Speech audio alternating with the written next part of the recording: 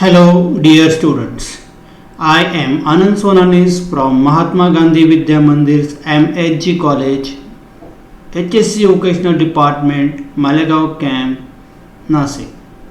Dear students, in this video lecture we are going to learn section 2.1, that is Song of the Open Road. This is the poem written by an American poet, Walt Whitman. At the outset, let's look the icebreaker activity of this poem. So, in our book, we are given some questions regarding icebreakers.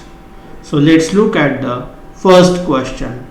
The first question is, choose the mode of travel that you would like the most for a journey. म्हणजे आपल्याला प्रवास कोणत्या साधनाने, कोणत्या माध्यमातून करायला आवडेल. आता इथे आपल्याला 4 ऑप्शन्स दिलेले आहेत. ए एअरवेज म्हणजे हवाई मार्गाने, बी वॉटरवेज म्हणजे जलमार्गाने, सी रेल्वे म्हणजे रेल्वेने, डी रोडवेज म्हणजे रस्त्याने. आता हवाई मार्गाने, जलमार्गाने, रेल्वेने आणि रस्त्याने म्हणजे असे आपल्याला 4 पर्याय दिलेले आहेत. हे 4ही प्रवास करण्यासाठी असलेलं एक माध्यम आहे, मोड आहे, एक प्रकार आहे. मग आता कोणत्या प्रकारे, कोणत्या पद्धतीने आपल्याला प्रवास करावा असा वाटेल. आता या 4ही प्रकारांमध्ये जी प्रवासाची साधनं आहेत ती वेगवेगळी आहेत. म्हणजे हवाई मार्गाने आपल्याला विमानाने प्रवास करावा लागेल, वॉटरवेज म्हणजे आपल्याला जहाजाने प्रवास करावा लागेल, रेल्वेने करावा लागेल, रोडवेजमध्ये त्यात अनेक साधनं आहेत, मग कार आहे, बस आहे. तर मग याच्यात आपल्याला हा प्रश्न विचारलेला आहे. मग आता लगेच जर आपला प्रेफरन्स पर्याय फिक्स झाला असेल तर give reasons for your preference. मग आपण या 4 मार्गांपैकी कोणत्या मार्गाला किंवा कोणत्या पद्धतीला प्राधान्य द्याल. प्रेफरन्स म्हणजे प्राधान्य देणे. तर मी असं उत्तर लिहिलेलं आहे. आपलं उत्तर माझ्यापेक्षा वेगळं असू शकतं आणि असावं. I would like to choose railway as the mode of travel for the following reasons.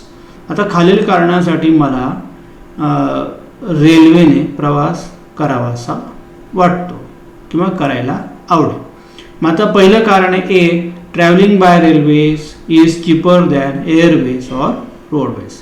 आता प्रवासाचा मार्ग निवडताना प्रत्येक मार्ग जो आहे त्याची जी काही किंमत आहे, म्हणजे प्रवास करण्यासाठी लागणारा जो काही खर्च आहे हा कमी अधिक प्रमाणात असतो.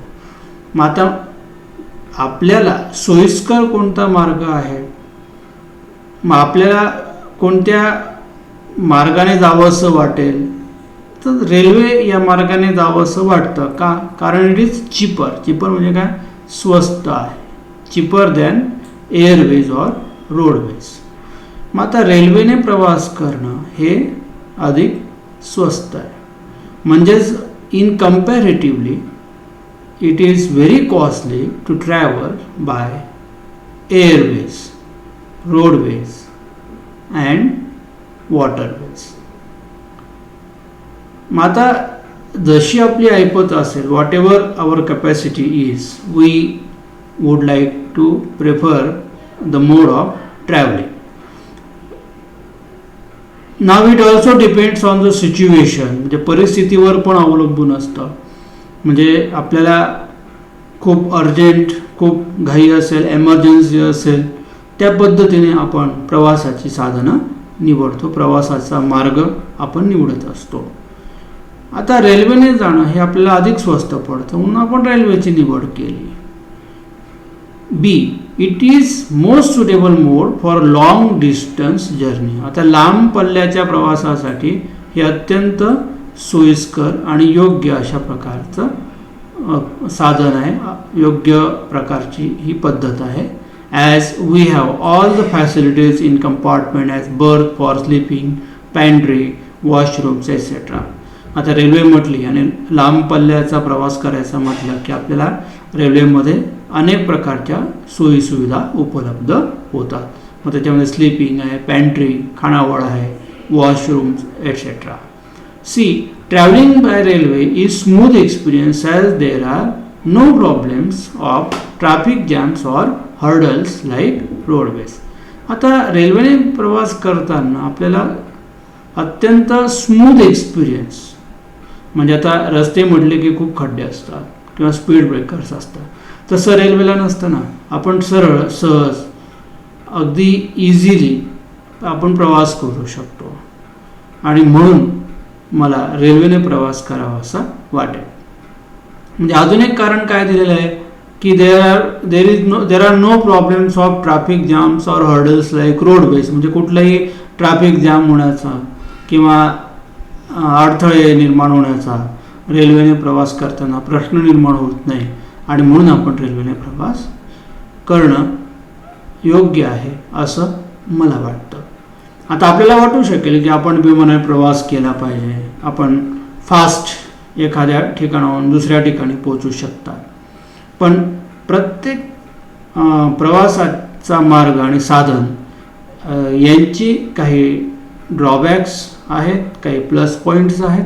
म्हणजे त्याच्या काही चांगल्या बाजू पण आहेत आणि काही निगेटिव्ह बाजू पण आहेत. तर विमानाने प्रवास करायचा it is very costly but it saves our time.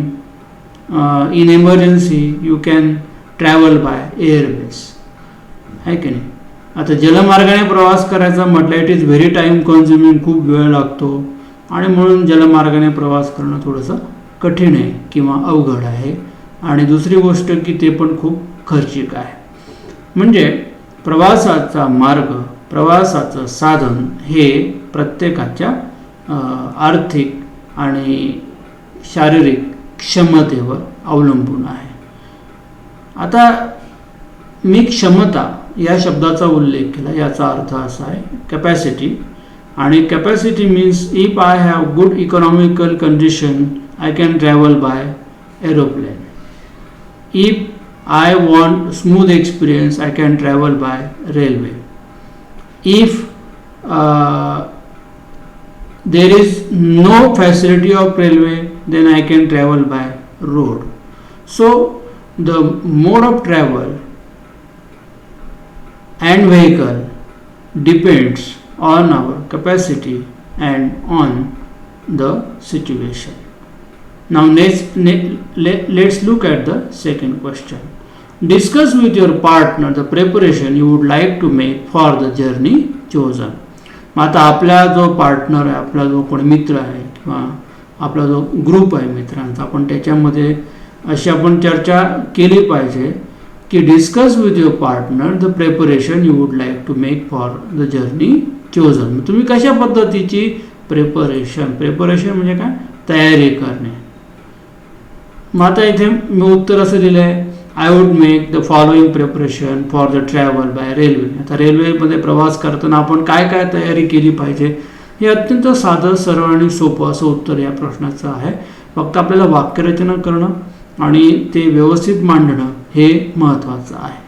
आता A, I would pack luggage with all necessary things such as clothes, cosmetics, medicines etcetera. आता प्रवासाला निघताना आपण जर दीर्घ प्रवासाला निघत आहोत तर मग त्याच्यासाठी आपले कपडे, सौंदर्य प्रसाधनाच्या वस्तू, औषधं हे सोबत असलं पाहिजे. B, I would also carry water bag, bottle, tiffin, snacks, chocolates, biscuits etcetera while going for long journey. म्हणजे आपल्याला पिण्याचं पाणी, खाद्यपदार्थ, जे वेगवेगळ्या प्रकारचे खाद्यपदार्थ आहेत तर ते आपल्या सोबत असणं आवश्यक आहे. C, most importantly, I would carry my railway tickets and identity cards such as UID or EID. आता प्रवास करताना सगळ्यात महत्त्वाचं काय की आपलं तिकीट सांभाळून ठेवणं, आपलं ओळखपत्र, मग UID आधार कार्ड असेल, इलेक्शन कार्ड असेल, म्हणजे ह्या गोष्टी आपल्यासोबत असणं अनिवार्य आहे. It is compulsory and that All of you know about all this. D. I will also carry the guide books for the tourist to know about the places I am to visit. आता पर्यटनाला आपण जर निघालो असाल, ज्या ज्या ठिकाणी आपल्याला प्रवास करायचा आहे, ज्या ज्या ठिकाणी आपल्याला भेट द्यायची आहे, त्या ठिकाणाविषयी आपल्याला माहिती असावी म्हणून आपल्याजवळ गाईड बुक म्हणजे त्या ठिकाणाची माहिती असलेलं पुस्तक आपल्याकडे असावं, त्या ठिकाणाचा नकाशा आपल्याला माहिती असावा. म्हणजे मग ते ठिकाण बघत असताना आपल्याला योग्य ज्ञान होतं की हे ठिकाण नेमकं काय आहे, त्या ठिकाणाची माहिती काय आहे, ते कशासाठी प्रसिद्ध आहे. That we all know about all this. So you must carry the information, the informative books about that place. E. I would carry Android mobile for communication, Google maps and entertainment etcetera. आता प्रवास करणं हे कंटाळवाणं होऊ नये म्हणून आपल्यासोबत mobile असला पाहिजे, तो पण अँड्रॉइड. त्याच्यानंतर गुगल मॅप्स म्हणजे आपण योग्य दिशेने योग्य ठिकाणी प्रवास करत आहोत का, म्हणजे हे जे ॲप आहे मोबाईलमध्ये आपल्याकडे असलं पाहिजे. एंटरटेनमेंट, प्रवासामध्ये निरसता वाटू नये म्हणून काही मनोरंजनाची साधनं असली पाहिजे. अर्थात मोबाईल हेच आता आजच्या काळामध्ये प्रवास करताना लोकांचं मनोरंजनाचं साधन आहे असं मला वाटतं. यानंतर आपण पुढचा प्रश्न बघूया. Discuss the ways in which you would overcome the problems, hindrances, difficulties you face during the journey. आता प्रवास करताना आपल्याला काही प्रॉब्लेम्स, समस्या येऊ शकतात. बघा म्हटलं प्रॉब्लेम्स, हाइंड्रन्सेस म्हणजे अडथळे किंवा डिफिकल्टीज येऊ शकतात. प्रवास आहे मग त्या अडचणींवर आपण कशा पद्धतीने ओव्हरकम म्हणजे काय, मात करणे. How would you overcome on the hindrances or the problems while travelling. आता प्रवास करताना आपल्याला सजगता बाळगणं आवश्यक आहे. You have to be very cautious while travelling and you have to take care of all the things you possess, you have and also of your self. म्हणजे स्वतःची पण काळजी घ्यायची, आपल्या सोबतच्या जवळ आपलं जे सामान आहे, साहित्य आहे, त्याचीसुद्धा आपल्याला काळजी घेणं अत्यंत अनिवार्य आहे. म्हणजे थोडक्यात प्रॉब्लेम होऊच नाही, पण समजा आलाच तर काय आपण त्याची काळजी घेतली पाहिजे. तर उत्तर असं आहे बघा, negligence in travelling can create lot of problems. आता आपण प्रवास करताना फक्त प्रवास करणं एवढाच उद्देश न ठेवता कुठल्याही प्रकारचा निग्लिजन्स, हलगर्जीपणा, निष्काळजीपणा आपल्याकडनं होणार नाही याची काळजी घेतली पाहिजे. कारण प्रवास आहे, मग प्रवासामध्ये काही दुर्घटना घडू शकतात, अपप्रसंग घडू शकतात आणि म्हणून आपल्याला निष्काळजीपणा करून चालणार नाही आणि त्याविषयी आपण आधीच विचार केला पाहिजे. मग आता I would overcome the problems during my journey by railways as follow. मी खालील पद्धतीने माझ्या समस्यांवर, अडथळ्यांवर मात करण्याचा प्रयत्न करेन. आता A. I would be cautious and vigilant about money pocket, travel ticket, identity cards, mobile as there is a thick possibility of theft. आता आपल्याजवळ असलेल्या वस्तूंविषयी आपण अत्यंत कॉशियस अँड विजिलंट म्हणजे खूप सावध आणि दक्ष राहणं गरजेचं आहे. कारण प्रवासामध्ये आपलं रेल्वे तिकीट असेल, मोबाईल असेल, मनी पॉकेट असेल, ह्या आयडेंटिटी कार्ड असेल, ह्या आवश्यक गोष्टी आहेत आणि त्या चोरीला जाण्याची दाट शक्यता असते. आणि म्हणून या व्यवस्थित आपल्या लॉकअपमध्ये ठेवणं, त्याची चाबी व्यवस्थित ठेवणं, या वस्तू व्यवस्थित सांभाळणं महत्त्वाचं आहे. कारण रेल्वे म्हटला की याच्यामध्ये अनेक लोक प्रवास करतात, त्याच्यामुळे एकदा वस्तू चोरीला गेली ती सापडण्याची शक्यता कमी आहे आणि आपल्या प्रवासामध्ये अडथळा निर्माण होऊ शकतो. आणि म्हणून हा अडथळा निर्माण होऊच नये याच्यासाठी सर्वात महत्त्वाचं म्हणजे आपण दक्ष असणं आणि सावध असणं. B. I would keep locked my luggage and fasten it to with chain to rack. आता आपल्याकडे जर सामान असेल तर त्या सामानाला आपण साखळीने त्या ठिकाणी जर बर्थ आहे त्या बर्थचा जो रॅक आहे रेल्वेमध्ये जो बर्थ आहे त्याच्या रॅकला आपण बांधून द्यायचं. म्हणजे की जेणेकरून ते बॅग कोणी एका ठिकाणाहून दुसऱ्या ठिकाणी हलवणार नाही किंवा ती चोरीला जाणार नाही.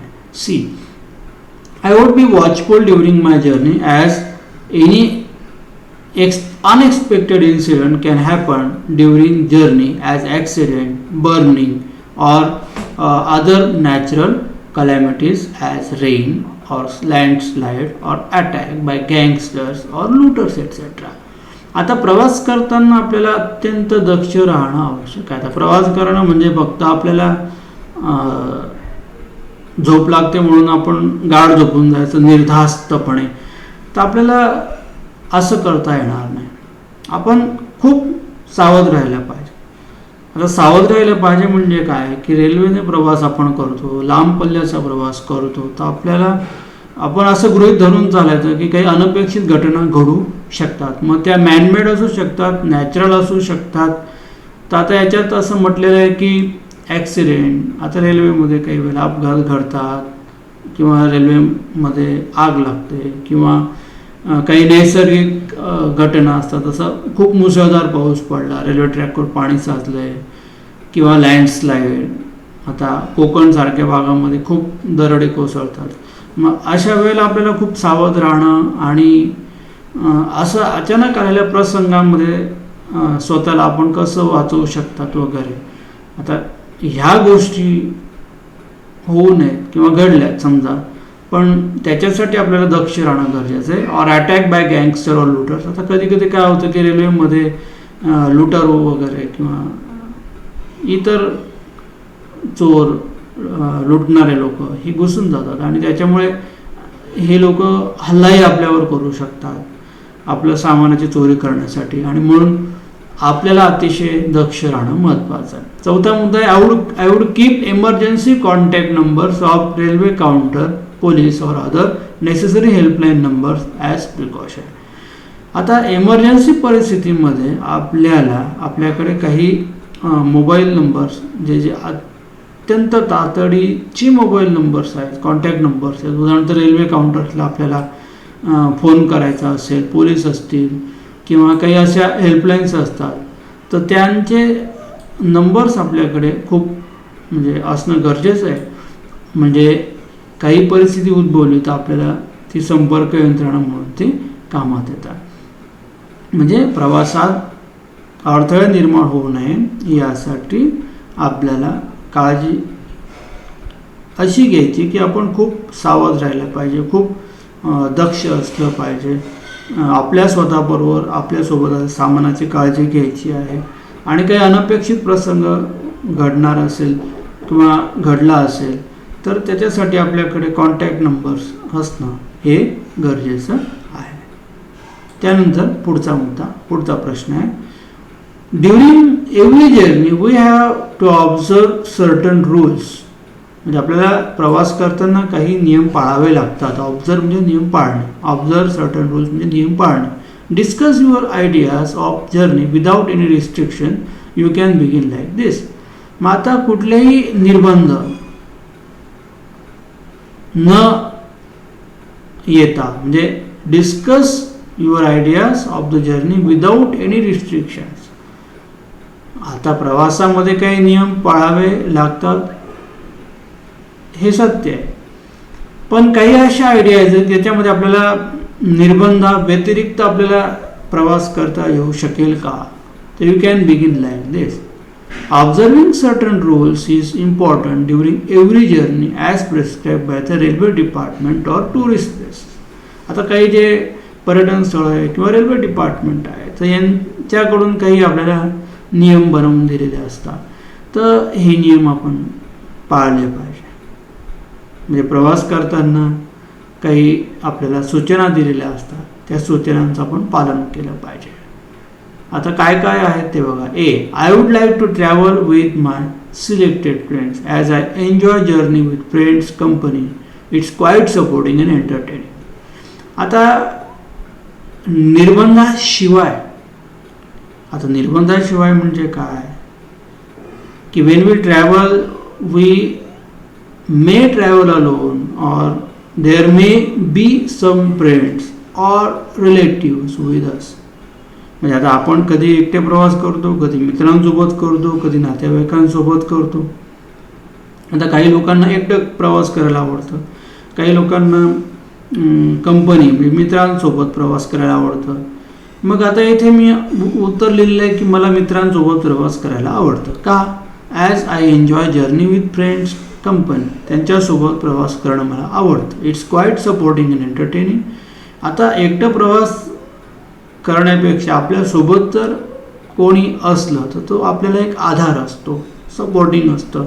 म्हणजे वेळ प्रसंगात आपल्याला ते मदत होते किंवा आपला प्रवास हा सुखकर होतो. म्हणजे आपला टाईमपास चांगल्या प्रकारे होतो आणि म्हणून आपल्यासोबत कोणीतरी मित्र म्हणा, नातेवाईक म्हणा असले पाहिजे. And entertaining. आता एकटं प्रवास करणं हे बोरिंग आहे, म्हणून सोबत प्रवास करणं हे एंटरटेनिंग आहे. दुसरं आहे I would like to explore new tourist places, different cultures, traditions, people etcetera along with my friends.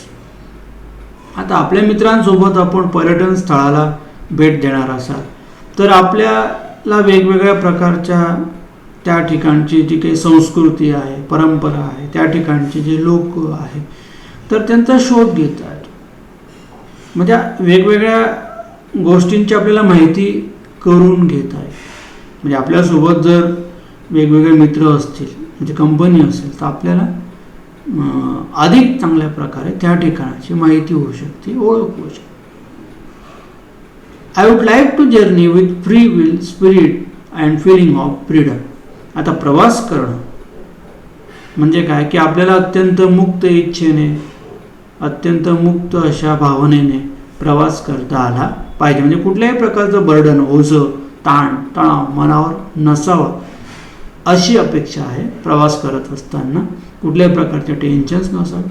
As it would lead me toward true happiness, adventure and something new. म्हणजे प्रवास करताना आपल्याला जर खरा आनंद मिळवायचा असेल किंवा आपण जे काही धाडस करतोय पर्यटनाच्या ठिकाणी जाण्याचं, तर त्यातून आपल्याला मिळणारा आनंद निखळ असावा, निर्मळ असावा.